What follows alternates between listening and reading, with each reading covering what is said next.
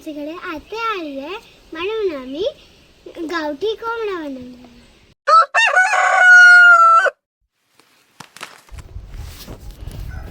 गावठी कोंबड्याचा बेत आहे.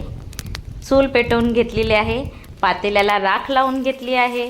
त्यामुळे आता त्याच्यात घातलेलं आहे राईचं तेल. राईच्या तेलात गावठी चिकन खूप छान बनते. त्याच्यामध्ये घालूया आपल्या शेतातली हिरवीगार तेजपत्त्याची पाने. तेजपत्त्याची पाने घालूया तेलामध्ये.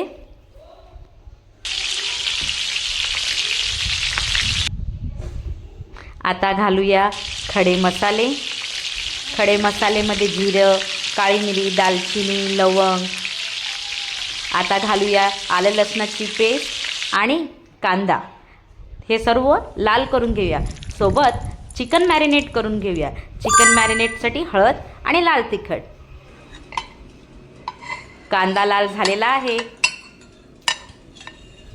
व्यवस्थित. आता कांदा लाल झाल्यानंतर आपण त्याच्यामध्ये घालणार आहोत मॅरिनेट केलेले चिकन. खोबऱ्याची पावडर आपण भाजून घेणार आहोत, ती आपण नंतर घालणार आहोत. कांदा लाल झालेला आहे. मॅरिनेट चिकन घातलेलं आहे. आता या मॅरिनेट केलेल्या चिकनला पातेल्यामध्ये चांगल्या आचेवर भाजून घेऊया. चिकन बनवताना चिकन नेहमी भाजणे खूप आवश्यक आहे. चिकन भाजल्याने चिकनची टेस्ट खूप छान येते.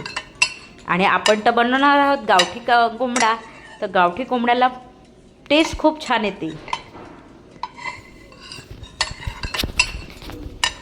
कोंबडा चांगला भाजून घेतलेला आहे.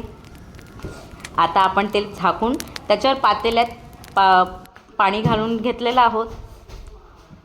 आता हे पाणी गरम झाल्यानंतर आपण जे चिकनमध्ये ओतलेलं आहे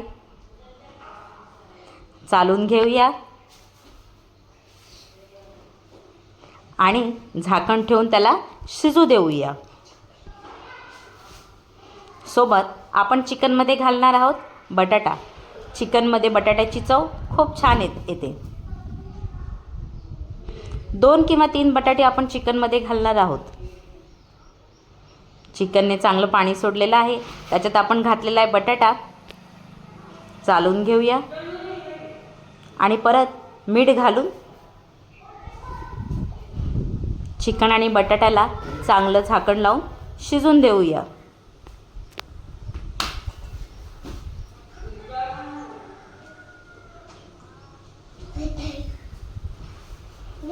चिकन आपण शिजू दिलेलं आहे. आता चिकन झालेलं आहे. बघूया आपण चिकन कसं प्रकारे शिजलेलं आहे.